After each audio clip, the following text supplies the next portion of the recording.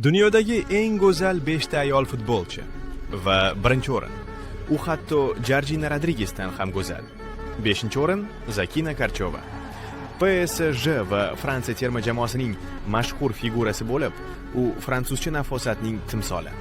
Uning ishonchi va tabiiy latofati maydonda ham, maydon tashqarisida ham hammani hayratga soladi. 4-o'rin Alisha Leman. Ijtimoiy tarmoqlarda haqiqiy fenomen.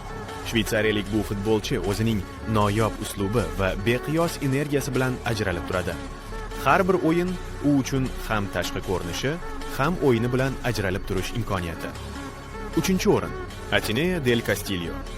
Ispaniyalik bu futbolchi ajoyib iqtidorga ega, tezkor, texnik va oldindan aytib bo'lmaydigan.